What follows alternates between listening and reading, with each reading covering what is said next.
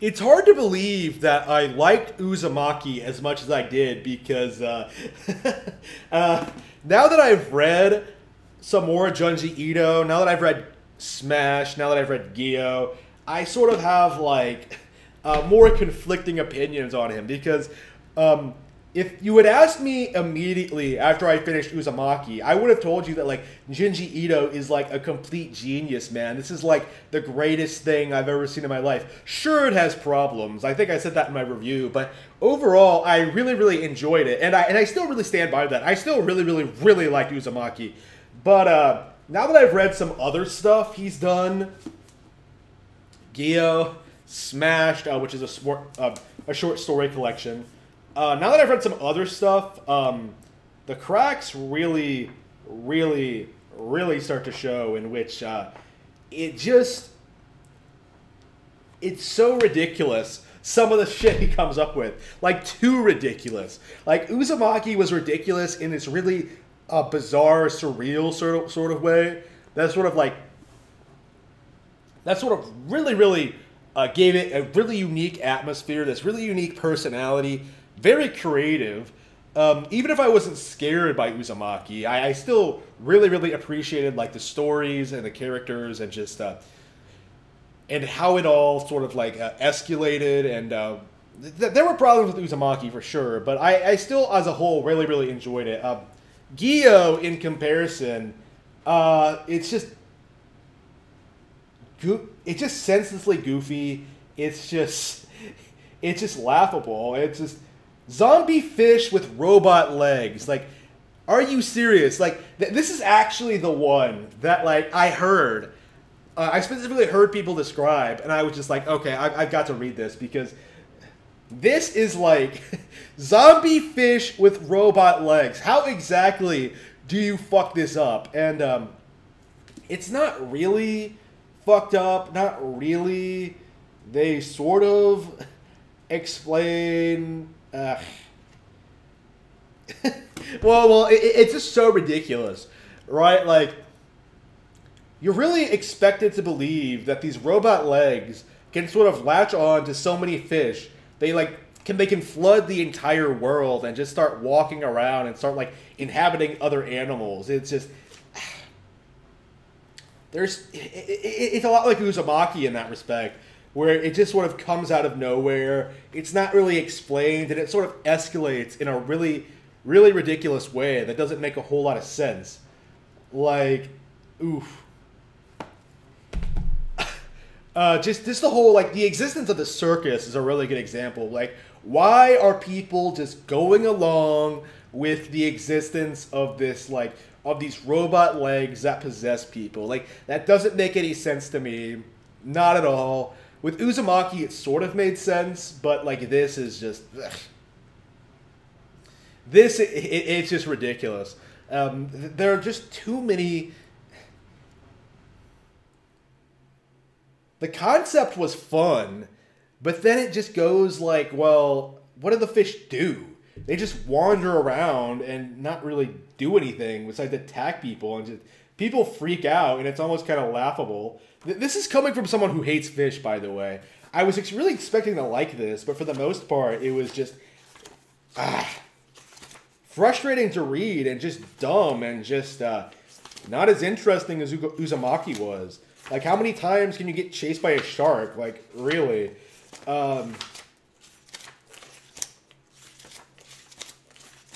just the scientist guy. Yeah, let's not figure out a cure to the gas. Let's make a completely different machine for no reason. It's just...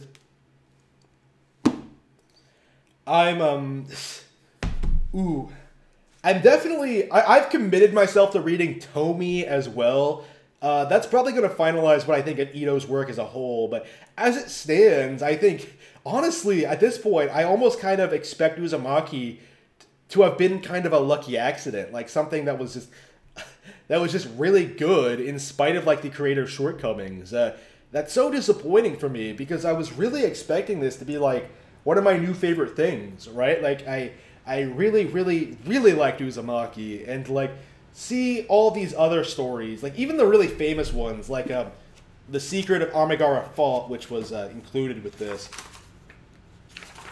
Even the really famous ones, I'm just like, okay. Like, I don't find it scary. I don't find it interesting. I don't find it creative. I don't find the characters all that interesting. Honestly, this is kind of bizarre. Honestly almost kind of laugh like at a lot of it because it's just so ridiculous, right? This is probably a really good example. The vampire bat one, where like they all sort of come after her. Let me see if I can find the panel. Yeah, so they all just basically start bouncing after her, and like you look at this and you just you just burst out laughing. It's ridiculous, and the entire thing is kind of like that. There were some concepts I liked, like the whole Earthbound one, where like people are stuck in place for some like indiscernible reason. Like there are ideas that I like, but a lot of times they don't really flesh out. I really wonder when these were written. Did Uzumaki come after Geo? I actually have no idea. Maybe some of the newer stuff is better. But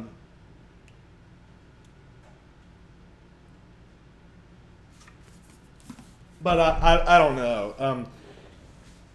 It's weird. This might be a case where like all of his best stuff has never left Japan, because I saw some panels from a Remina Hellstar Remina, I think it's called, and that one actually looks a lot better than Geo, to be completely honest with you. And I don't think it actually has an English release, so that's kind of disappointing if so. But maybe if I get caught up on stuff, I still have a bunch of manga on my list that I want to get from him, and we'll have to see what I think of those. But yeah, as it stands, I think Geo was disappointing. I loved Uzumaki, and I hated Smash. Let's see, yeah, Tomy, No Longer Human, I don't know what that is, and then Frankenstein, which I'm actually really looking forward to, because I've heard nothing but positive things about that one. Junji Ito adapting the classic from Mary Shelley. That's going to be really impressive, I think. Very, very interesting, I think, if nothing else. And again, even if I think it says a lot about Uzumaki, where even when I don't like these books or this manga, I still kind of appreciate them, and I still kind of want to read more stuff that from him that I like, and maybe I'll find it someday. But Geo's not it. Smashed isn't it.